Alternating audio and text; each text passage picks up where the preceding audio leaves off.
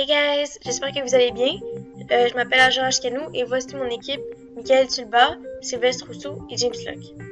Nous sommes l'équipe 1858 et dans le cadre de notre cours d'ingénierie logicielle, nous vous présentons brièvement le concept du développement Lean. D'entrée de jeu, la signification du mot Lean est pertinente. Au sens littéral, Lean se traduit de l'anglais comme étant maigre, dégraissé. Par exemple, lorsqu'on parle de jambon maigre, on parle de Lean Pork. Dans le contexte du Lean Development, le sens de la traduction est au plus juste, c'est-à-dire de se débarrasser du superflu. Une définition plus simplifiée est la recherche de la performance par l'amélioration continue et l'élimination des gaspillages, afin d'offrir aux clients ce qu'il est prêt à payer sans plus. Cela étant dit, nous pouvons discuter des fondements du Lean, son 5 Ways of Thinking. Lean se traduit par la maximisation de valeur avec le moins de ressources. L'implémentation du développement Lean nécessite une démarche intellectuelle composée de 5 principes. D'abord, la valeur doit être déterminée en fonction des besoins du produit spécifique du client. Lorsque l'objectif final est établi, il faut mapper un value stream, c'est-à-dire une source de revenus. Ce dernier énumère les étapes et les processus qui mènent à la livraison du produit final.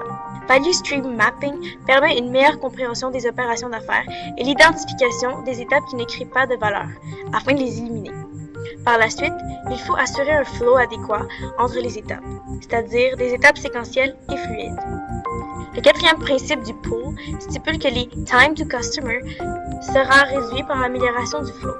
Ainsi, la production just in time est facilitée. Les clients peuvent pool le produit à mesure, ce qui évite des dépenses de stockage.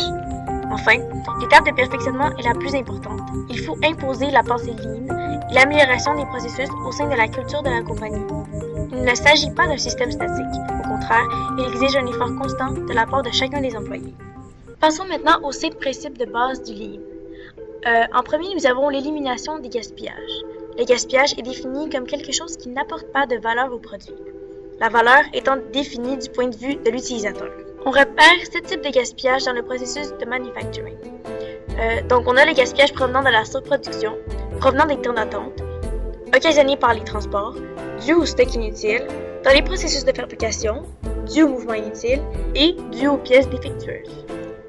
Ensuite, on veut améliorer l'apprentissage, c'est-à-dire qu'on veut aider la productivité à long terme et la flexibilité de l'équipe.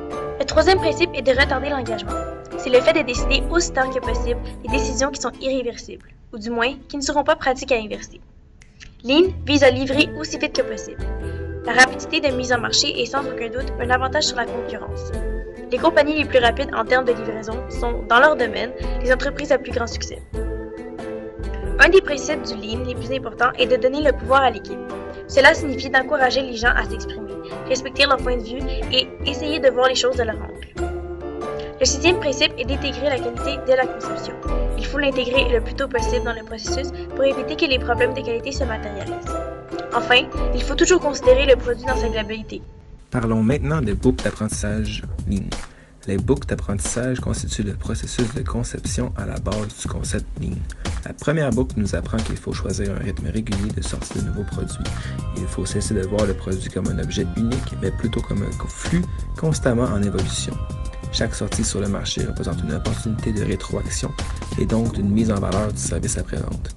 Pour aider à la conception, le Lean introduit le concept Paper. Bien avant le cahier des charges, on y écrit les attentes envers le produit. Ce document sert donc de référence à chaque fois qu'un ingénieur veut prendre une décision technique. La deuxième boucle lie la production au produit. Il faut définir ce qu'on sait faire et ce qu'on a pu réaliser afin de ne pas remettre en question ce qu'on peut accomplir. Il est important de ne pas se limiter à une seule solution jusqu'à la limite de la production. La troisième boucle lie les partenaires à la production. Il faut ici choisir entre produire et acheter afin de choisir la solution la plus efficace. La quatrième boucle d'apprentissage évolue autour de l'organisation du travail. À ce stade-ci, elle devrait être bien en place et à son sommet devrait se trouver un seul chef ingénieur qui comprend ce que le client veut et le traduit en données techniques et en architecture. Le reste du personnel devrait être organisé en petites équipes avec un chef d'équipe qui promouvoit l'épanouissement individuel des membres de l'équipe. Une bonne manière de résumer le développement Lean est de comparer ses avantages et ses inconvénients majeurs. Dans ses avantages, Lean se concentre sur la question de comment fait-on des produits que les gens achètent plutôt que quel sera le coût de main-d'œuvre. L'organisation n'est qu'un moyen pour sortir des trucs qui plaisent. Lean réduit les risques financiers dus à un manque d'intérêt du marché ou d'une demande inexistante pour le produit. Et ce, grâce au développement par étapes de type itératif ainsi qu'à la réception des réponses des usagers et consommateurs après chaque déploiement. Exemple, on ne court pas le risque de développer un produit pendant 2 ans, le déployer sur le marché et que personne ne l'achète, un peu comme Duke Nukem Forever. Puisque la production marche en intégration continue, le type de production Lean encourage les employés à développer plus de compétences tout en les valorisant.